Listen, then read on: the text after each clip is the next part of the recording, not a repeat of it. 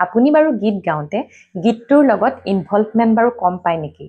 বা গীতটোৰ ভাৱ বা ফিলটো আপোনালোকে শ্ৰোতা বা দৰ্শকক অনুভৱ কৰাব নোৱাৰে নেকি যদি নোৱাৰে তেতিয়াহ'লে এই ভিডিঅ'টো আপোনালোকৰ বাবে কাৰণ আপোনালোকে এটা কথা মনত ৰাখিব যেতিয়া আপোনালোকে গীত এটা পৰিৱেশন কৰিব গীতটোৰ সুৰ তাল লয়ৰ লগতে গীতটোৰ ভাৱ বা ফিলটো সকলোৰে মনত বহুৱাব পৰাটো বহুত ডাঙৰ কথা বহুত এনেকুৱা গায়ক গায়িকা আছে যিসকলে গীত বহুত ধুনীয়া গায় সুৰত গায় তালত গায় লয়ত গায় কিন্তু কোনোবাখিনিতে গীতটোৰ লগত ইনভলভমেণ্টটো কম বা গীতটোত ফিলটো দিব নাজানে বাবে আৰু ভাল গালেও তেওঁলোকে শ্ৰোতা বা দৰ্শকৰ মনত সেই খাস বহুৱাবলৈ সক্ষম নহয় আপোনালোকে বহুতে শুনিছে কিছুমানে যেতিয়া গীত গায় মঞ্চত যেতিয়া গীত পৰিৱেশন কৰে গুজবাম আহি যায় মানে একদম শিহৰিত হৈ যায় শুনাৰ লগে লগে চকু পানী ওলাই যায় কেলে হয় কাৰণ সেই পাৰ্টিকুলাৰ সিঙ্গাৰজনে তেওঁৰ যেটো গীতত ইমোশন দিবলগীয়া আছিল গীতটোৰ যেটো ফিল সেই ফিলটো ভালকে অনুভৱ কৰি তাক 100% দিবলৈ চেষ্টা কৰিছে যাৰ কাৰণে শ্ৰোতা বা দৰ্শকৰ একদম অন্তৰাত্মাত ডাইৰেক্ট টাচ কৰিবগে পাৰিছে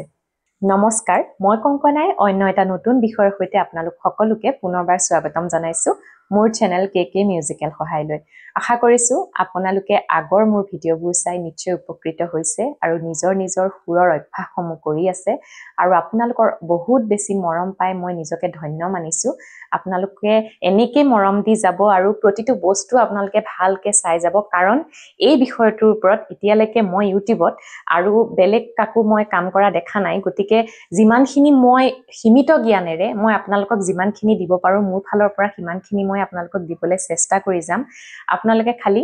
ভিডিঅ'বোৰত মৰম দি যাব এনেকৈ এইখিনিতে কৈ থওঁ যিসকলে চেনেলটোলৈ নতুনকৈ আহিছে তেওঁলোকে প্লিজ চেনেলটো এতিয়া সাবস্ক্ৰাইব কৰি কাষত থকা বেল বাটনটো হিট কৰি থৈ দিব যাতে মই ভিডিঅ' দিলেই নটিফিকেশনটো সোনকালে পায় গীতত কেনেকৈ ফিল দিব এই সন্দৰ্ভত মই ইতিমধ্যে এটা ভিডিঅ' আগতে মই বনাই থৈছো আপোনালোকে মই আই বাটনত লিংকটো দি দিম তাত গৈ চাবগে পাৰে কিন্তু আজি আমি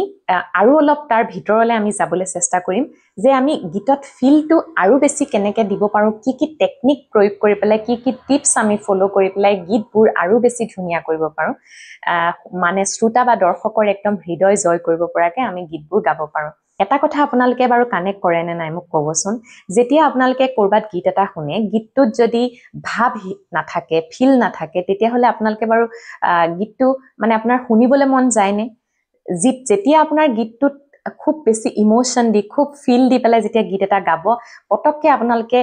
কাণত আপোনালোকৰ গীতটো লাগিব বা অন্তৰত পটককে মানে টাচ হ'ব আপুনি ৰৈ যাব সেইটো মুহূৰ্তত যে মই গীতটো আকৌ শুনো আকৌ বাৰে বাৰে শুনো এনেকুৱা লাগি থাকিব হয়নে নহয় বাৰু কওকচোন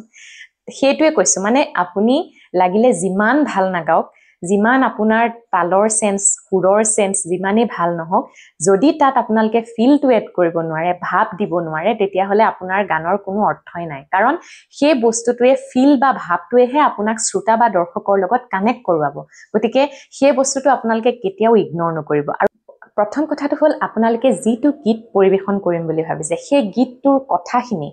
সেই গীতটোৰ ভাবখিনি আপোনালোকে প্ৰথমতে নিজে উপলব্ধি কৰিব পাৰিব লাগিব আৰু তাৰ কাৰণে আপোনালোকে কি কৰিব লাগিব গীতটো ভালদৰে আপোনালোকে লিৰিক্সটো পঢ়িব লাগিব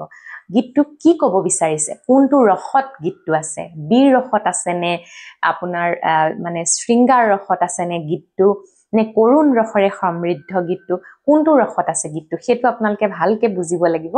আৰু সেই ফিলত আপোনালোকে গীতটো থ্ৰো কৰিব লাগিব আৰু ভয়েস থ্ৰোইঙৰো বহুত কথা থাকে আপোনালোকে যেতিয়া খুব ৰোমান্টিক একদম শৃংগাৰ ৰসাত্মক গীত এটা গাব তেতিয়া আপোনালোকে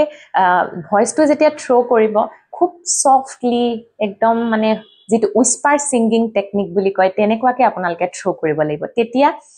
পটককে দৰ্শকৰ বা শ্ৰোতাৰ লগত একদম পটককে কানেকশনটো বনিব আৰু আজিকালি আপোনালোকে জানে উইস্পাৰ সিঙ্গিং মানে ফুসফুসানে वाले आवाज বুলি যে কয় একদম খুব শব্দৰ লগতে হাৱাটো যে পাম্পছ হৈ থাকে সেই ভয়েস টেকনিকটো ইউজ কৰিলে তেনেকুৱা গীতবোৰ পটককৈ শ্ৰোতাৰ মনত টাচ হৈ যায় আপোনালোকে দেখিছে এতিয়া দীপলিনা ডেকাবাৰ নামে মই কওঁ তেওঁৰ যেটো ভয়েস থ্ৰোইং টেকনিক সেই টেকনিকটোত তেওঁ উইস্পাৰ সিঙ্গিং যেটো টেকনিক আছে সেইটো ফলো কৰে যাৰ কাৰণে তেওঁৰ গীতবিলাক পটককৈ মানুহে আকোৱালি লয় আৰু গীতবোৰ পটককে মানুহৰ লগত কানেকশন হয় সুবাসনা দত্তবায়ে তেনেকে গীতবোৰ থ্ৰোইং কৰে এনেকে আমাৰ সীমান্ত শেখৰ দা তেওঁৰ গীতবিলাকত আপোনালোকে শুনিব খুব বেছি সফটলি একদম খুব ধুনীয়াকৈ থ্ৰ' কৰে ভইচটো আৰু সেই বস্তুটোৱে মানে গীতটোক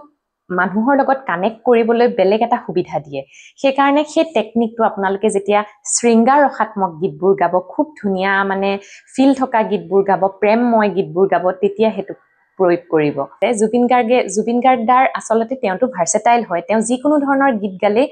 খুব ধুনীয়া লাগে তেওঁৰ ভইচত কৰুণ ৰস সমৃদ্ধ গীতেই হওক বা শৃংগাৰ ৰসাত্মক গীতেই হওক প্ৰত্যেকটো গীতেই তেওঁৰ কণ্ঠত বহুত ধুনীয়াকৈ প্ৰাণ পাই উঠে কিন্তু মই এইটো ক'ব বিচাৰিছোঁ যেতিয়া আপোনাৰ খুব পেট্ৰিয়টিক সং এটা বা খুব বীৰৰস সমৃদ্ধ এটা গীত যেতিয়া গাবলগীয়া হয় ভইচটো অকণমান বোল্ড হ'লে বা অকণমান উদাত্ত হ'লে গীতটো শুনিবলৈ ধুনীয়া লাগে ধৰক তেখেতে যেতিয়া গাইছে তুমি সুবাস সমীৰে তুমি সুবাস সৃষ্টিৰে তুমি গুৰু কলা গুৰু তেওঁ যেতিয়া ভইচ থ্ৰয়িং কৰে খুব খুলি পেলাই একদম তেনেকৈ থ্ৰ' কৰে আপোনালোকে যেতিয়া খুব বীৰৰস সমৃদ্ধ বা পেট্ৰিয়টিক সংবিলাকৰ কথা কৈছোঁ বা খুব একদম ফূৰ্তিত যিবোৰ গীত গায় আনন্দত যিবোৰ গীত গায় তেনেকুৱা ধৰণৰ গীতবোৰ গায় তেনেকুৱা গীতত ভইচটো অকণমান ক্লিয়াৰ আৰু লাউড হৈ থকাটো খুব দৰকাৰ তাত ছফ্ট ছিংগিঙৰ কোনো দৰকাৰ নাই তাত আপোনালোকে খুব ক্লিয়াৰলি লাউডকৈ একদম ফূৰ্তিকৈ পূৰা দিল খুলি গোৱা বুলি যে কয় তেনেকৈ গাব মানে লাগে তেতিয়াহে অডিয়েন্স বা শ্ৰোতাই আপোনাৰ লগত সেই গীতটোত কানেক্ট কৰিব পাৰিব সেনেকুৱা কিছুমান কথা থাকে গতিকে প্ৰত্যেকটো গীতৰে ভাৱৰ লগত আপোনাৰ ভইচ থ্ৰয়িঙো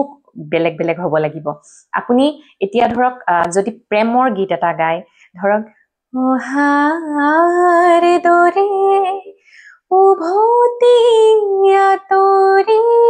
গলা বাতে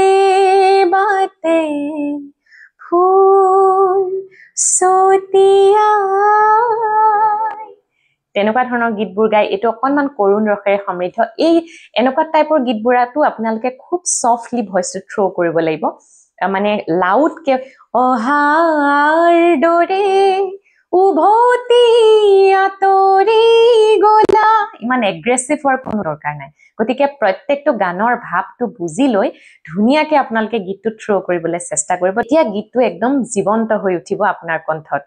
আৰু এটা কথা কৈ থৈছোঁ বহুতে মোক প্ৰশ্ন কৰে যে মই মোৰ কণ্ঠটোত দৰ্দ কেনেকৈ আনিম মানে মোৰ কণ্ঠটোত সেই দুখৰ ভাৱটো কেনেকৈ আনিম আপুনি নিজৰ কণ্ঠটোত সেই দুখৰ ভাৱটো আনিবলৈ দৰকাৰ নাই আপুনি পাৰ্টিকুলাৰ যিটো সং গাব সেই সংটো যদি কৰুণ ৰসেৰে সমৃদ্ধ তেতিয়াহে আপুনি সেই তাত দুখৰ বা সেই মানে কৰুণ ভাৱটো আনক যদি আপুনি নিজৰ কণ্ঠটোত একেবাৰে কৰুণ ৰসেৰে সমৃদ্ধ কৰি পেলাই তেতিয়াহ'লে আপুনি একদম খুব ৰোমেণ্টিক ফিলৰ গীত এটা খুব মানে একদম হাঁহি ফূৰ্তিত থকা গীত এটা কেনেকৈ গাব সেইটো কাৰণে প্ৰত্যেকটো টাইপৰ প্ৰত্যেকটো জোনাৰৰ গীত গাবলৈ চেষ্টা কৰক আপুনি নিজকে ভাৰ্চেটাইল বনাওক মানে আপুনি বীৰ ৰসৰো গীত গাওক কৰুণ ৰসৰো গীত গাওক ৰোমেণ্টিক গীতো গাওক তেনেকুৱা প্ৰত্যেকটো টাইপৰ গীত আপোনালোকে গাবলৈ চেষ্টা কৰক তেতিয়াহে আপোনালোকে নিজৰ ভইচটোৰ ওপৰত কাম কৰিব পাৰিব ভইচ মডুলেশ্যনৰ ওপৰত কাম কৰিব পাৰিব গতিকে আপোনালোকে বস্তুবোৰ একদম ভিতৰলৈ ডিপলি সোমাবলৈ হ'লে গীতটোৰ প্ৰথমতে আপোনালোকে ভাৱটো একদম ভালকৈ অনুভৱ কৰি পেলাই গীতটো যিমান পাৰি সিমান থ্ৰ' কৰিবলৈ চেষ্টা কৰক তেতিয়া অট'মেটিকেলি আপুনি দৰ্শক বা শ্ৰোতাৰ মন জয় কৰিবলৈ সক্ষম হ'ব এতিয়া যদি উদাহৰণস্বৰূপে মই পেট্ৰিয়টিক সং এটা খুব যদি একদম কৰুণ ভাৱেৰে গাওঁ মানে ধৰক সেই বস্তুটো ফিলটো আহি নাথাকিব উদাহৰণস্বৰূপে মই গাই শুনাইছোঁ